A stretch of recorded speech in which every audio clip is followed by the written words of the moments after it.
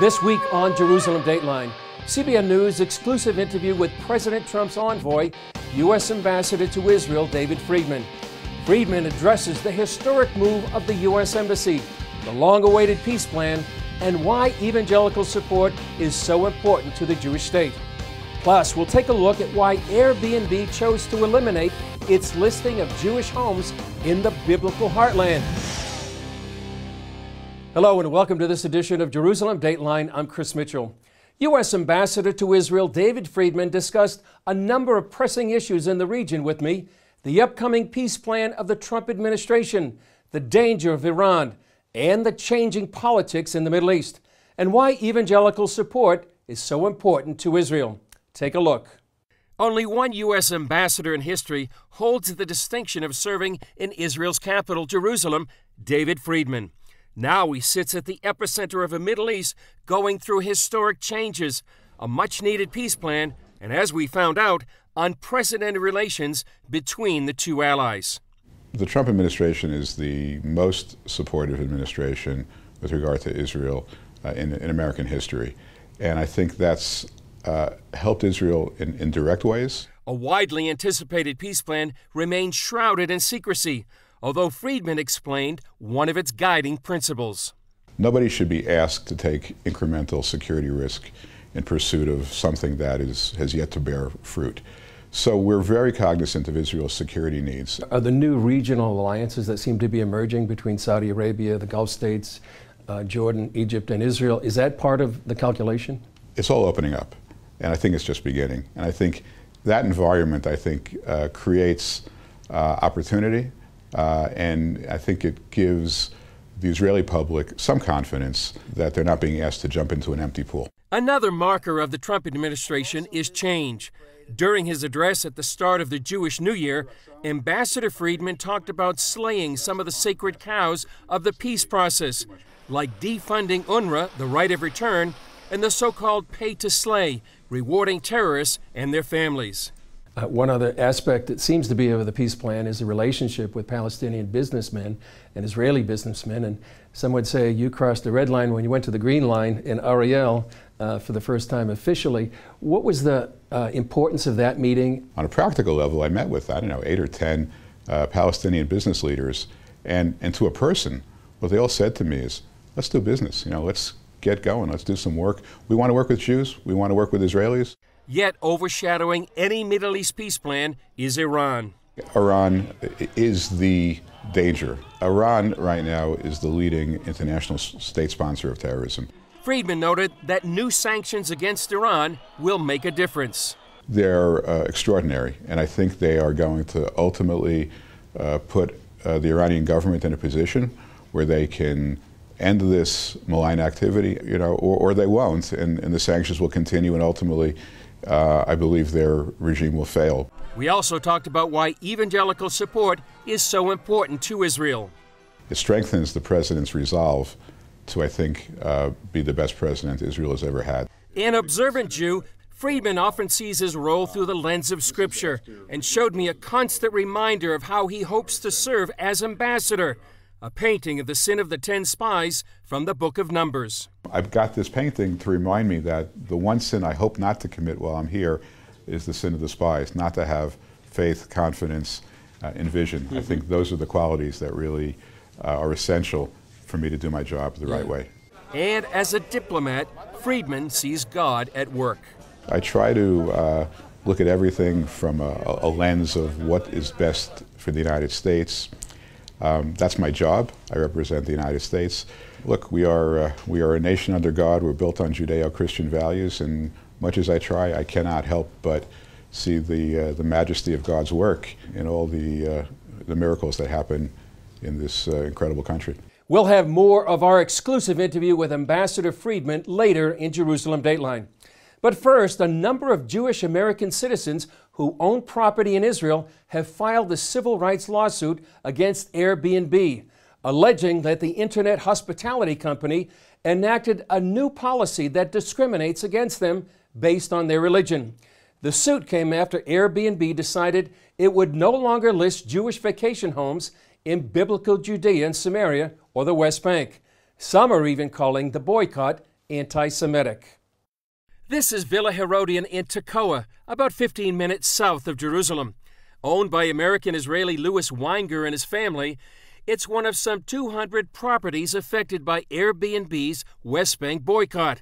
The Weingers host events and can sleep up to 14 people in their luxurious home. It has a spectacular view of the Judean hills, and it's listed on Airbnb, but not for long. I think it's crazy. It just doesn't make any sense that I can't list my property, but Mohammed down the street in Bethlehem can list his property and call it Palestine. Airbnb operates in 191 countries in 81,000 cities, but it said in a press release, when we applied our decision-making framework, we concluded that we should remove listings in Israeli settlements in the occupied West Bank that are at the core of the dispute between Israelis and Palestinians. That's obviously taking a position, a political position that I believe is discriminatory and anti-Semitic. I think our reaction should be that we could boycott Airbnb. And anybody who cares about Israel, the Jewish people, is willing to fight against anti-Semitism should fight against Airbnb. Israeli government minister Michael Oren says the Airbnb boycott could be just the beginning. It sends a signal that not just Jewish companies in Judea and Samaria can be boycotted, but the Jewish state can be boycotted. And we've known throughout history that waves of anti-Semitism, most recently the Nazi anti-Semitism of the 1930s, 1940s, began with a boycott of Jewish goods. This is the way it begins. Airbnb's policy discriminates grossly against people of the Jewish faith and people of the Jewish ethnicity. They treat Jews living in the West Bank different from any other group. Professor Eugene Kontorovich said out of the whole world, Airbnb chose to make a point here. There is indeed a political dispute about the West Bank, but they're not saying we're not taking listings from the West Bank. They're saying we're not taking listings from Jews in the West Bank. That's not just a double standard, that's naked discrimination. Weinger's neighbor, Rabbi Etan Levy, explained the Jewish roots of the area. Tekoa itself was the home of the prophet Amos. In the 9th chapter of Amos, he says that God will return his people Israel, they will rebuild their conquered cities, they will sink down their roots and never more be uprooted from the land. And right here, you can come to the modern Tekoa, and here we are, we're living out those prophecies today. For now, Weinger says he doesn't know what impact being unlisted on Airbnb will have on his business. But whatever happens, Levy says God will provide. Up next, Ambassador Friedman talks about the historic move of the U.S. Embassy to Jerusalem and the state of U.S.-Israel relations.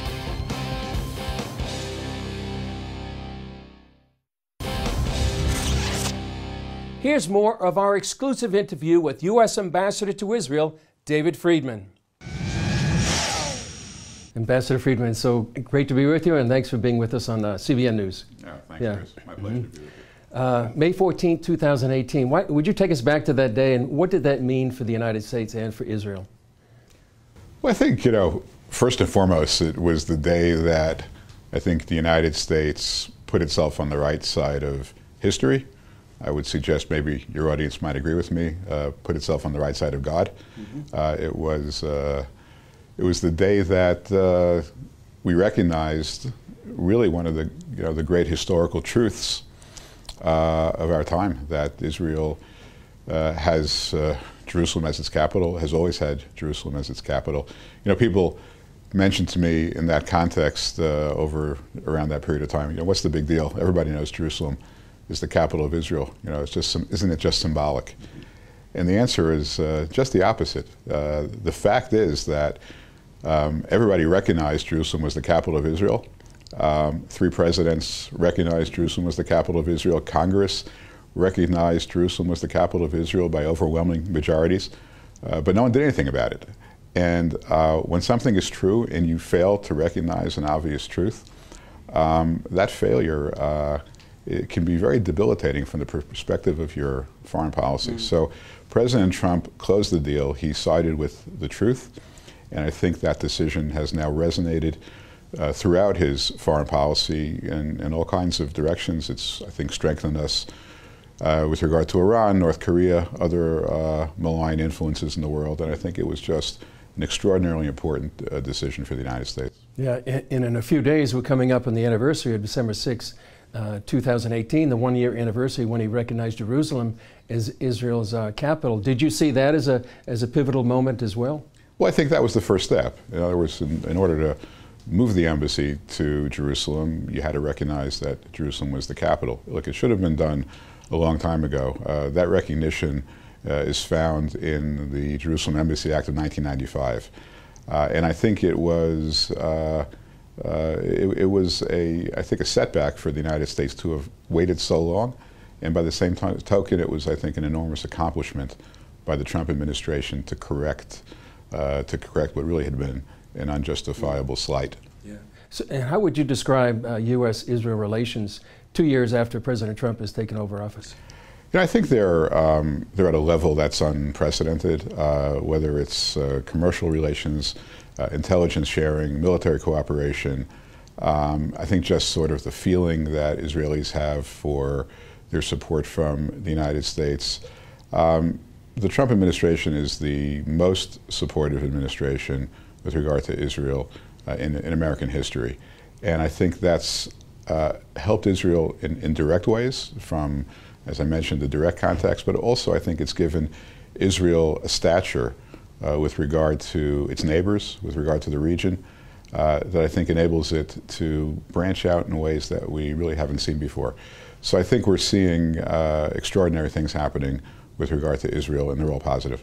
What lessons from the Bible do you apply to being ambassador to Israel? Well, the primary lesson I would think is on the painting that's right behind you. It's it's a painting with regard to the sin of the spies who came back after spying on the land of Israel and told Moses, with the exception of two, with the exception of Joshua and Caleb, the other 10 said, you know, we just can't conquer this land.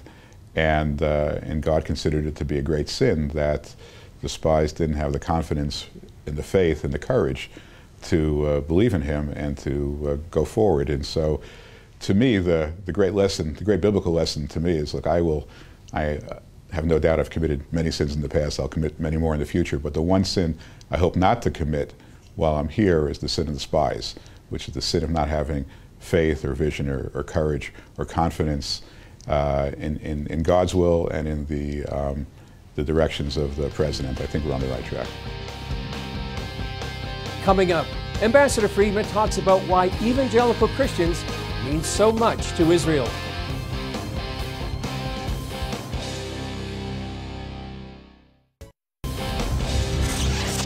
Here's what Ambassador Friedman had to say about the support of evangelical Christians. You referred to our viewers earlier. Millions of evangelical Christians really see Israel as their number one issue. What do you say, and what would President Trump say about the support of evangelical Christians for Israel and for your stand on Israel? Well, look, I think that the support for Israel is a principled decision. But when you have a principled decision that also has the benefit of being supported by, you know, a mass of 50, you know better than me the number, but a large number of millions of believers, of evangelical Christians, it really strengthens the decision. It strengthens the president's resolve to, I think, be the best president Israel has ever had. So I think Israelis across the spectrum have great appreciation and gratitude to the evangelical community. You said Israel is a very small country. Do you think there's things that the American people don't know about Israel because they're not being told about it in the media? Oh, I think there's lots of things that they don't know about Israel. One of the most important things is, just in practical terms, how important an ally Israel is to the United States. You know, without going into details, there are numerous events, dangerous events, terrorist events that were threatened against the American homeland, on American soil, that Israeli intelligence helped to prevent. You know, the Israelis do a lot for us. We do a lot for them. And maybe a generation ago, the relationship was more one-sided, where America was more of the giver and Israel was the taker. The relationship has grown much more reciprocal over the last generation, and Israel is a very important ally to the United States with regard to keeping Americans safe at home. lot of people are interested in the peace plan that the President Trump, you have been part of that. I know you pushed back perhaps yesterday about the White House holding back the timing. Can you tell us a little bit about the possible timing and about general principles perhaps? I know you can't go into details about the peace plan. Well, look, in terms of the timing, you know, they say timing is everything in life. And we really need to get to a point where we feel that we have something which will get the best possible reception from across the spectrum of all the players, obviously the Israelis and the Palestinians, and the regional players as well. And we're working on it, and we're having ongoing conversations. And so I think we just need to kind of hit it at the right time with the right message, and we'll get there, but we're not there just yet. Are the new regional alliances that seem to be emerging between Saudi Arabia, the Gulf states, Jordan, Egypt, and Israel, is that part of the calculation? Well, it is, sure, because I think this all, you know, this is a small area and an interconnected area, and I think the opportunities that Israel has are much greater. Just as the risks have changed, the opportunities are also much greater. Look, you saw they played Hatikva in Abu Dhabi a couple weeks ago when at the judo championships, the Prime Minister visited Oman. There's relationships with Bahrain. The Prime Minister of Chad arrived to Israel yesterday. It's all opening up, and I think it's just beginning. And I think that environment, creates opportunity, and I think it gives the Israeli public some confidence that they're not being asked to jump into an empty pool. You mentioned in this year's Rosh Hashanah speech three things. You mentioned Iran, the United States pulling out of the deal. I think you mentioned slaying the cows, sacred cows of the calcified thinking of the peace process, and Jerusalem. In terms of Iran, how important is that? What danger does it pose to Israel, and the U.S., and even the world? Well, I think Iran is the danger. I mean, there are others as well. I don't want to leave out others. North Korea is certainly dangerous. Russia is certainly dangerous. But Iran right now is the leading international state sponsor of terrorism. And its tentacles are reaching throughout the Middle East, into Europe. As you know, there were recently some terrorist attacks that Iran had plotted on European soil that the Israelis were able to get out in front of. So we have to stop that. And it's not just nuclear weapons, although nuclear weapons is obviously a significant part of it, but it's ballistic weapons, it's general malign activity, it's this adventurism that's created conflict in Yemen, Iraq, Syria, Lebanon. It all has to stop. And the sanctions that we've imposed, and they're just kicking in now, we're now really in the second full week of those, or the third full week of those sanctions. They're extraordinary, and I think they are going to ultimately put the Iranian government in a position where they can end this malign activity, end their adventurism, and their nuclear ambitions in favor of their own people, you know, or they won't, and the sanctions will continue, and ultimately, I believe their regime will fail. But I think that we're in an extraordinarily strong position right now with Iran. And, you know, based upon what I've learned since I've had this position, I can tell you that the Iran deal, as bad as I thought it was when I was outside the government, with the benefit of, you know, what I know now and the benefit of a year or two of observations of the post-deal environment, boy, was that a terrible deal, and thank God the President was able to get us out of it. Up next, President Trump, King Cyrus, and the Jewish people.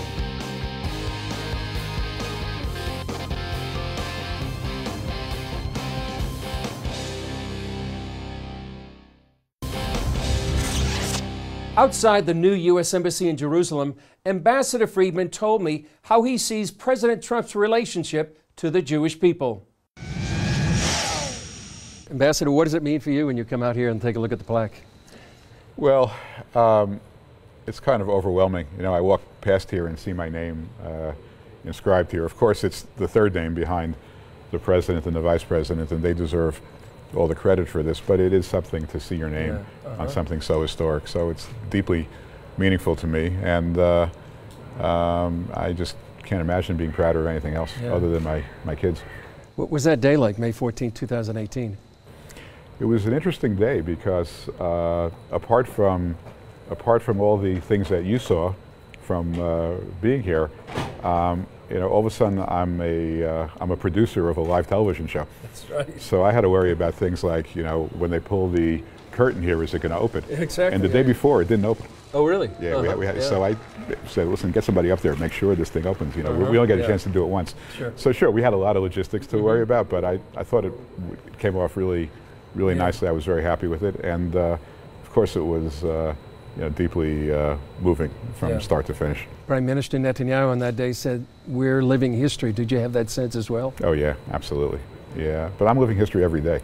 Yeah. I mean, May 14th was an amazing day, but I try to make every day like that and not take it for granted and try to do something productive every day. Can't always be opening an embassy, but there's, as I said earlier, there's a lot to do. We try to make every day count. You feel like you're making progress? I do, yeah. I think we're on the right track. And it was almost, for many people, it felt like, at least Israelis talk about President Trump as King Cyrus. I think what he did was incredibly historic, and it took tremendous courage. I was with him as he was making the decision, as he was getting advice from others, as he was hearing from world leaders. The pressure on him not to do this, the pressure on him to just keep the status quo was tremendous. And I saw firsthand the courage and the strength of conviction that he had in making this decision. So I certainly don't think that comparison is overstated. He deserves everything that I think people appreciate him for. It was an honor to sit down with Ambassador Friedman, and please pray for this godly man as he serves in a very strategic role for such a time as this. Well, that's all for this edition of Jerusalem Dateline. Thanks for joining us. Remember, you can follow us on Facebook, Twitter, Instagram, and YouTube. I'm Chris Mitchell. We'll see you next time on Jerusalem Dateline.